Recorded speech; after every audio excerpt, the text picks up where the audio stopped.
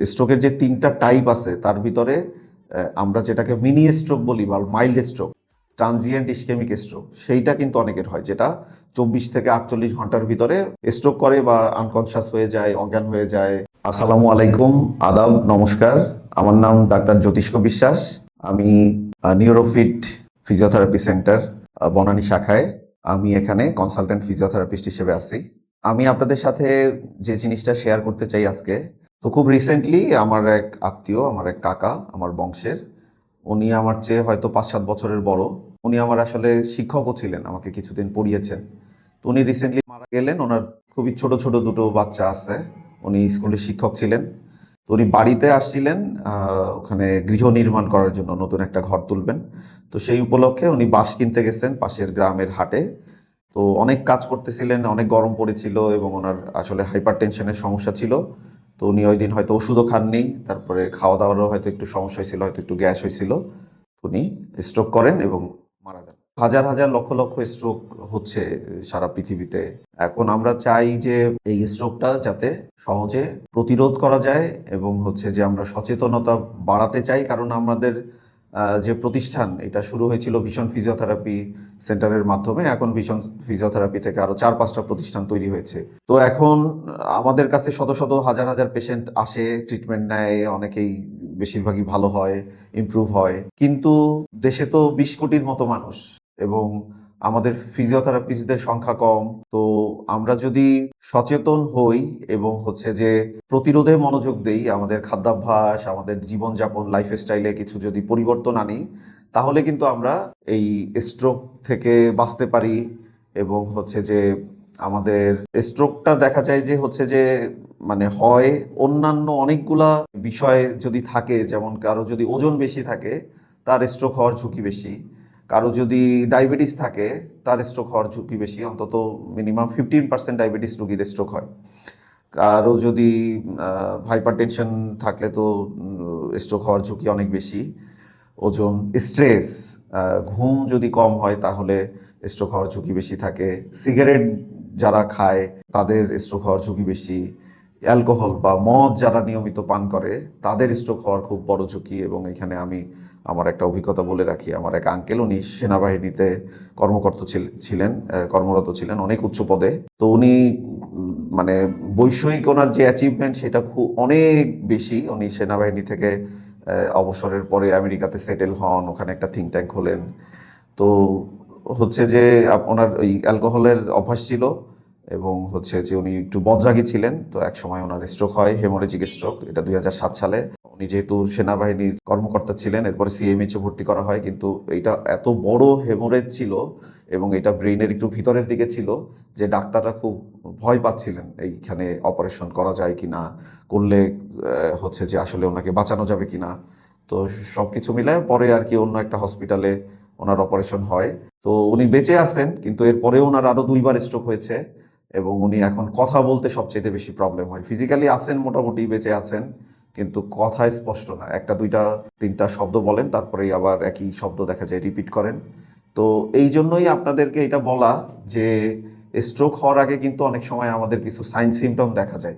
যেমন সবচাইতে বড় যে সাইন সিমটম, যে আপনার মাথা ঘোরা বা মাথা ব্যথা এরকম অনেক সময় থাকে, বমি বমি ভাব। এবং স্ট্রোকের যে ৩টা টাইপ আছে তার ভিতরে আমরা যেটাকে মিনি স্ট্রোক বলি বা mild stroke, transient ischemic stroke, সেইটা কিন্তু অনেকের হয়, যেটা ২৪ থেকে ৪৮ ঘন্টার ভিতরে স্ট্রোক করে বা আনকনশাস হয়ে যায়, অজ্ঞান হয়ে যায়, বা সেন্স থাকে না, বা দুর্বল হয়ে যায়, উইকনেস হয়ে যায় কোনো এক পাশ বা অনেক দুই পাশেই। এবং সেটা আবার দেখা যায় ২৪ ঘন্টা ৪৮ ঘন্টার ভিতরে আবার সে রিকভারি করে, আবার সে সুস্থ। কিন্তু এইটাই কিন্তু একটা খুব বড় সিমটম, একটা আমাদের সিগন্যাল দিচ্ছে, শরীর জানান দিচ্ছে যে তোমার কিন্তু শরীরের অবস্থা ভালো না, তোমার কিন্তু স্ট্রোক হইতে পারে। এবং এই রোগীরাই যদি ডাক্তার না দেখায়, ওষুধ না খায়, এক্সারসাইজ না করে, লাইফস্টাইলে চেঞ্জ না আনে, খাদ্যাভ্যাসে পরিবর্তন না আনে, তখন তাদের বড় ধরনের স্ট্রোক হয়। আর সবচাইতে বেশি বড় যে স্ট্রোক সেটা হচ্ছে যে ইসকেমিক স্ট্রোক। আমাদের আসলে প্রধানত ২ ধরনের স্ট্রোক। একটা হচ্ছে ইসকেমিক স্ট্রোক, যেটা ৮০% রোগীর ক্ষেত্রে ইসকেমিক স্ট্রোক হয়।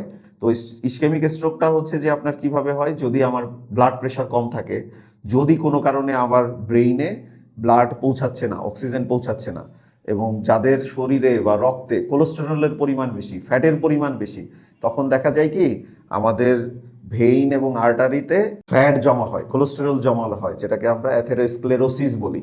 তখন এটার যে ডায়ামিটার, একটা পাইপের তো একটা ডায়ামিটার থাকে, একটা প্রস্থ থাকে, তো সেই ডায়ামিটারটা, এটা মনে করেন একটা পাইপ, সেইখানে যদি এখানে মরিচা জমা হয় বা ময়লা জমা হয়, এরকম আমাদের ব্লাড আর্টারি এবং ভেইনের ভিতরেও কিন্তু এরকম কোলেস্টেরল জমা হয়, ফ্যাট জমা হয়, তখন কিন্তু এই পাইপটার যে প্রস্থ বা যে হোলটা যত বড় থাকার কথা, ছিদ্রটা, সেটা কমে যায়।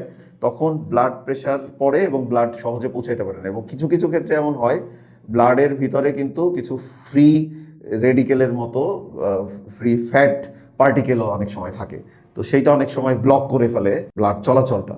তখন ব্লাড পৌঁছাইতে না পেরে এবং অনেক সময় লো প্রেশার, ব্লাড প্রেশারের কারণেও ব্লাড পৌঁছাতে পারে না, তো সেই কারণে হচ্ছে যে স্ট্রোক হয়। তখন যদি কোনো কারণে ব্রেইনের কোনো অংশে ব্লাড পৌঁছাইতে না পারে, তখন আমাদের এই ইসকেমিক স্ট্রোকটা হয়। এবং এইটার মানে যে কনসিকুয়েন্স, এইটার মানে উন্নতিটা কম হয়, এটার সাইন সিমটমগুলা সাধারণত সহজে রিকভারি হয় না বা স্লো হয়, রাদার দেন মানে তুলনা যদি করি হ্যামোরেজিক স্ট্রোকের ক্ষেত্রে, যেখানে অনেক সময় হচ্ছে যে আপনারা টিভিতে বলে, আসলে এটা ভুলেও বলে, কারণ সঠিক মেডিকেল টার্মটা হচ্ছে যে অ্যাপ্লাই হয় না অনেক সময়। কারণ সংবাদপত্রে পড়ে কি রক্তক্ষরণজনিত কারণে, মস্তিষ্কে রক্তক্ষরণজনিত কারণে মারা গেছে, কিন্তু বা স্ট্রোক হয়েছে বা হসপিটালে ভর্তি হয়েছে, কিন্তু বেশিরভাগ ক্ষেত্রেই তো মস্তিষ্কে রক্তক্ষরণজনিত কারণে হতে পারে, সেটা 20% মানুষের হচ্ছে রক্তক্ষরণজনিত যে কারণ, সেটাকে আমরা বলি হ্যামোরেজিক স্ট্রোক। আর 80% স্ট্রোক হচ্ছে যে ব্লাড পৌঁছাইতে না পারা। তো সংবাদপত্রে এটা আমাদের একটা ভুল অ্যাপ্লিকেশন, এক্সিকিউশন শব্দের, কারণ সবসময় এটাই বলা হয়, বাংলা করতে গিয়ে এই বাংলাটাই করা হয়েছে, তো এটার পরিবর্তন হয় নাই বছর বছর, মানে আমাদের 2-3টা প্রজন্ম ধরে ওই একই শব্দ বলে যাচ্ছে। তো এটা আমাদের সচেতন হওয়া দরকার যে শুধুমাত্র রক্তক্ষরণ হইলে হয় স্ট্রোক, কিন্তু শুধু রক্তক্ষরণ হয়েই স্ট্রোক হয় না, রক্ত পৌঁছাতে না পেরেও স্ট্রোক হয়, এবং সেইটাই পরিমাণটাই বেশি ইসকেমিক স্ট্রোকের। বাট হেমোরেজিক স্ট্রোক হচ্ছে যে কোনো কারণে যদি ব্লাড প্রেশার বেশি থাকে এবং আমাদের আর্টারি, ভেইন এবং ক্যাপিলারিগুলা যদি পাতলা হয়ে যায় এবং ব্লাডের যে প্রেশার সেটা নিতে না পেরে ওইটা ফেটে যায়, বাস্ট হয় বা ছিদ্র হয়ে ব্লাড বের হয়ে যায় ব্রেইনের ভিতরে, তখন ওই এলাকায় একটা ব্লাড জমা হয়ে ব্লাড সেলের উপরে প্রেশার ক্রিয়েট করে। তো এই প্রেশার ক্রিয়েট করার কারণে হচ্ছে যে ব্লাড সেল মারা যেতে থাকে এবং ওই ব্রেইন সেলে অক্সিজেন পৌঁছাইতে পারে না, পৌঁছাইতে না পারলেই ব্লাড, এই ব্রেইন সেলগুলো আস্তে আস্তে মারা যেতে থাকে। এখন যে অংশে এই ঘটনাটা ঘটে, ওই ব্রেইনের ওই অংশ যে কাজটা করে, সেই কাজটা তখন ডিস্টার্ব হয়, সেই কাজটা তখন সহজে করা যায় না। যেমন আমাদের এই হাত নিয়ন্ত্রণ করে ব্রেইনের যে অংশ, সেইখানে যদি স্ট্রোক হয়, সেই সেল যদি মারা যায়, তাহলে আমার দুর্বলতা হবে হাতে।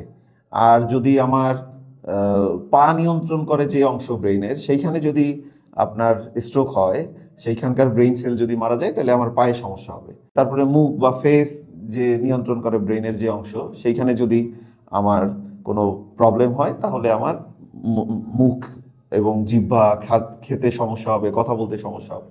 এইরকম আমাদের ব্রেইনটা তো আসলে একটা সুপার কম্পিউটার, এবং এক একটা অংশ এক একটা জায়গাকে নিয়ন্ত্রণ করে। তো যে অংশে প্রবলেমটা হবে, সেই অংশে আমাদের নামনেস হইতে পারে, সেন্সেশন অল্টার্ড হইতে পারে, আমাদের ইভেন যে আমরা টয়লেট করি বা ইউরিন এবং স্টুল যে পাস হয়, সেইটার নিয়ন্ত্রণ কমে যায় বা হারিয়ে যায়। অনেক সময় সেন্সেশনটা লস হয়ে যায়, যে প্রস্রাব পায়খানা হচ্ছে, রুগী বুঝতে পারে না। আবার অনেক সময় এমন হয় যে প্রস্রাব পায়খানা হচ্ছে, বুঝতে পারে কিন্তু কন্ট্রোল করতে পারে না, এটা হচ্ছে মোটর লস। আর যদি বুঝতে না পারে, তাহলে হচ্ছে সেন্সরি লস বা সেন্সেশন লস হয়েছে। আবার কিছু কিছু ক্ষেত্রে অল্টার্ড হয়ে যায়, যে আপনার হচ্ছে যে অল্প ঠান্ডা বা একটু ফ্যান, কিন্তু তার অনেক বেশি শীত লাগতেছে, এটা হচ্ছে সেন্সেশন অল্টার্ড হয়ে গেছে। আবার হচ্ছে যে আমাদের ঠান্ডা লাগতেছে, ওনার হয়তো গরম লাগতেছে, এটা হচ্ছে সেন্সেশন ওনার অল্টার্ড হয়ে গেছে বা পরিবর্তন হয়ে গেছে। বা গরম আমরা সহ্য করতে পারতেছি, কিন্তু তার অতিরিক্ত গরম লাগতেছে, ঘাম হচ্ছে, এরকমও হয়। তো এই সব বিষয়ে আর কি আমাদের সচেতন হওয়া ভীষণ জরুরি। আমাদের খাদ্যাভ্যাসে, মানে স্বাস্থ্যকর খাবার, এখানে একটা ভীষণ রং কনসেপ্ট আমাদের আছে, প্রচলিত রং কনসেপ্ট। আমরা মনে করি যে স্বাস্থ্যকর খাবার মানে হচ্ছে মাছ, মাংস, ডিম, এগুলা বেশি করে খাওয়া, ঘি, আহ, কিন্তু দেখা যায় এইগুলা খাওয়ার কারণেই আমাদের কোলেস্টেরল বাড়ে, আমাদের ওজন বাড়ে, আমাদের ব্লাড প্রেশার বাড়ে, আমাদের ডায়াবেটিস বাড়ে। স্বাস্থ্যকর খাবার মানে হচ্ছে আপনার পরিমিত খাবার, কম তেল মশলাযুক্ত খাবার, আমাদের কম ক্যালোরিযুক্ত, মানে আমার শরীরের জন্য যতটুকু প্রয়োজন, এটা হচ্ছে আমাদের বডি মাস ইন্ডেক্স দিয়ে আমরা পরিমাপ করি। মানে হচ্ছে আমার হাইটের তুলনায় আমার ওজন কত আছে। যদি আমার হাইটের তুলনায় আমার ওজন বেশি হয়, তাহলে আমার খাবার নিয়ন্ত্রণ করতে হবে, আমাদের ডায়েট করতে হবে, আমাদের পুষ্টিবিদের পরামর্শ নিয়ে একটা ডায়েট চার্ট বানিয়ে ওইভাবে খাবার খেতে হবে। আবার কিছু কিছু ক্ষেত্রে হয়তো আমি অপুষ্টিতে ভুগতেছি, তখন আমার আবার বেশি খাবার খেতে হবে, বা অধিক প্রোটিন, অধিক ক্যালোরি সম্পন্ন খাবার খেতে হবে। তবে খাবার হওয়া উচিত ফ্রেশলি কুকড, এবং শাক সবজি, ফলমূল, বাদাম, এগুলা যাতে খাবারে বেশি থাকে। তো এবং কিছু সুপার ফুড আছে, ইভেন আমাদের বিভিন্ন ধর্মগ্রন্থেও বলা আছে যে ফল, তারপরে হচ্ছে যে তিল, কালো জিরা, তারপরে হচ্ছে যে আপনার লাউ, শশা, ডুমুর, ডালিম, এগুলাকে বেশি খেতে বলা হয়েছে, যাতে আমাদের শরীর স্বাস্থ্য ঠিক থাকে। আর যেমন ধর্মগ্রন্থে এরকম আছে যে দুগ্ধ জাতীয় খাবার যদি কেউ খায় তার অসুখ কম হবে, কিন্তু মাংস যদি বেশি খায় তাহলে তার অসুখ বেশি হবে। কারণ বিশেষ করে রেড মিট এতে কি থাকে, আপনার কোলেস্টেরল বেশি থাকে, এবং হচ্ছে যে আপনার ওইটা হজম করতে অনেক সময় লাগে। তো যাদের অলরেডি কোলেস্টেরল আছে, যাদের অলরেডি ওজন বেশি, যাদের অলরেডি ফ্যাট বেশি, তাদের তো এই ধরনের প্রাণীজ আমিষ বা প্রাণীজ ফ্যাট আমাদের অ্যাভয়েড করা উচিত। তো এখন আমাদের সচেতনতা যদি আমরা বাড়াতে পারি, এবং খাবারের টাইমও খুব গুরুত্বপূর্ণ, পর্যাপ্ত ঘুম খুব গুরুত্বপূর্ণ, স্ট্রেস ম্যানেজমেন্ট করা গুরুত্বপূর্ণ, আমাদের রিলেশন ঠিক রাখা গুরুত্বপূর্ণ, তাহলে কিন্তু আমরা স্ট্রোককে প্রতিরোধ করতে পারি, বা আমাদের স্ট্রোক যদি হয়ও তাহলেও কিন্তু কম হবে। এবং যাদের হার্টের অসুখ আছে তাদের স্ট্রোক হওয়ার ঝুঁকি বেশি। এবং কিছু কিছু ক্ষেত্রে দেখা যায় যে হার্টের অপারেশনের করার পরেও কিন্তু হচ্ছে যে স্ট্রোক হয় কারো কারো, এনজিওগ্রাম করার পরেও কিন্তু কারো স্ট্রোক হয়, কারণ এটার একটা শক আছে, এটার একটা সাইড ইফেক্ট আছে। তো ওপেন হার্ট সার্জারি হয়, তারপরে দেখা যায় আবার স্ট্রোক করে, বা ইভেন হার্ট অ্যাটাকও হয়। তো যাদের হার্ট অ্যাটাক আছে, হার্টের সমস্যা আছে বিভিন্ন ধরনের, তারা কিন্তু স্ট্রোকের ঝুঁকিতে আছে। আর কিছু কিছু বিষয় আছে, যেমন মহিলাদের, কিছু কিছু মহিলাদের স্ট্রোক হওয়ার ঝুঁকি বেশি। যেমন যদি আর্লি মেনোপেজ হয়, 42-এর আগে যদি মেনোপেজ হয়, মানে মাসিক বন্ধ হয়ে যায়, সেই সব মহিলাদের স্ট্রোক হওয়ার ঝুঁকি বেশি। তারপরে হচ্ছে যেসব মহিলারা হচ্ছে যে আপনার কন্ট্রাসেপটিভ পিল খায় গর্ভনিরোধ করার জন্য, তাদের স্ট্রোক হওয়ার ঝুঁকি বেশি। তো এই জন্য আমি যারা নতুন দম্পতি বা যারা পিল খান, আমি মানে স্বামী স্ত্রী দুইজনকেই অনুরোধ করব যে আপনারা অন্যান্য বিকল্প নিরাপদ কন্ট্রাসেপটিভ নেওয়ার চেষ্টা করবেন। এবং বিশেষ করে এখানে পুরুষের দায়িত্ব বেশি, যে আপনারা স্ত্রীকে জোর করবেন না পিল খাওয়ার জন্য, তাহলে কিন্তু আপনার এখানে অনেকের হাড় পাতলা হয়ে যেতে পারে, এবং হচ্ছে ওজন বেড়ে যেতে পারে, হরমোনাল ইমব্যালেন্স হয়, তারপরে তার স্ট্রোক করার ঝুঁকি বেড়ে যায়। তো সেই জন্য কন্ট্রাসেপটিভ পিলের কিন্তু অনেকগুলা সাইড ইফেক্ট আছে। তো এইটা আপনারা বিবেচনায় রাখবেন, মাথায় রাখবেন। তো পুরুষদের আমি বলবো যে দায়িত্বটা বেশি। তো এইরকম অনেকগুলা বিষয় আছে যেগুলা আমাদের মেনে চলা দরকার। জেনেটিক কিছু ফ্যাক্টর আছে, যে জেনেটিক্যালের কারো কেউ কেউ মোটা বেশি, প্রেশার, হাইপার টেনশন বেশি, তো তাদেরকে একটু সচেতন হইতে হবে। এবং আমাদের পর্যাপ্ত পানি খাওয়া দরকার, এবং বিশেষ করে অ্যালকালাইন পানি। ঠান্ডা খাবার আমাদের অ্যাভয়েড করা উচিত, পচাবাসি খাবার, ফ্রিজের খাবার আমাদের অ্যাভয়েড করা উচিত, এগুলো প্রতিরোধ করার জন্য।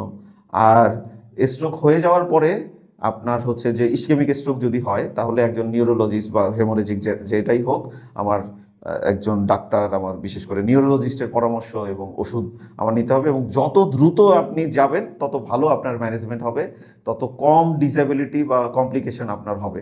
আমরা কিন্তু অনেক সময় হসপিটালে যেতে বা ডাক্তার দেখাতে অনেক দেরি করে ফেলি, সেই কারণেও কিন্তু আমার কাঙ্ক্ষিত ইমপ্রুভমেন্ট হয় না।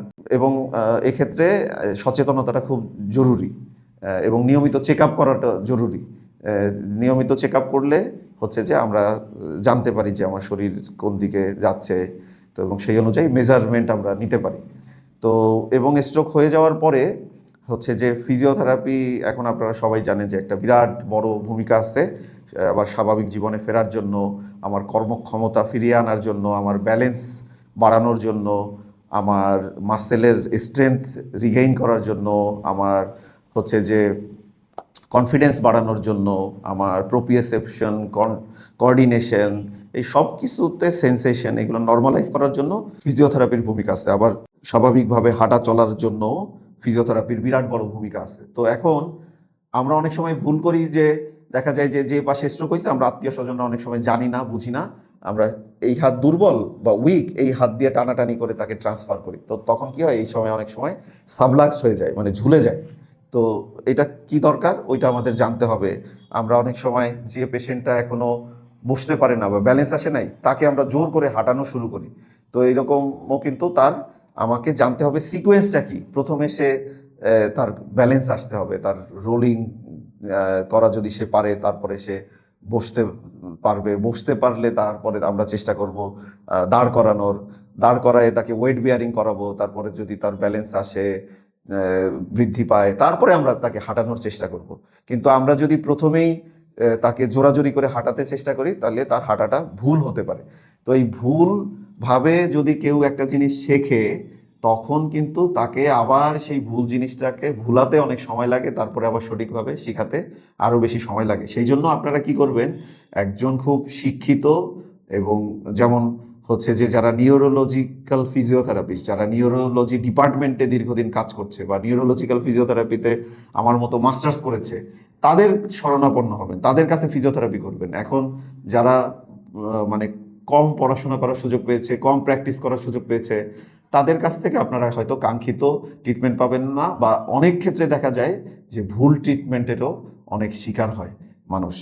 তো সেই জন্য আমাদের সচেতনতা বাড়ানোটা খুব জরুরি। অনেক সময় অনেকের টাকা পয়সা আছে, কিন্তু সে সঠিক জায়গায় যেতে পারে না, সঠিক ডাক্তারের কাছে যেতে পারে না, সঠিক থেরাপিস্টের কাছে যেতে পারে না, সঠিক সেন্টারে যেতে পারে না, কারণ ব্যাগের ছাতার মতো বাংলাদেশে যেহেতু, সেই জন্য অনেক বেআইনি প্রতিষ্ঠান আছে, অনেক স্বশিক্ষিত ডাক্তার আমি বলবো কোয়াক, যারা নিজেদেরকে ডাক্তার দাবি করে বা ফিজিওথেরাপিস্ট দাবি করে, অথচ দেখা গেছে তাদের কোনো সার্টিফিকেট নাই, তারা হয়তো কোনো প্রাতিষ্ঠানিক শিক্ষা নাই, তারা ফিজিওথেরাপি করতেছে বা চিকিৎসা করতেছে। এখন এইরকম মানুষের কাছে গেলে আপনাদের ভুল চিকিৎসা হওয়ার সুযোগ থাকে।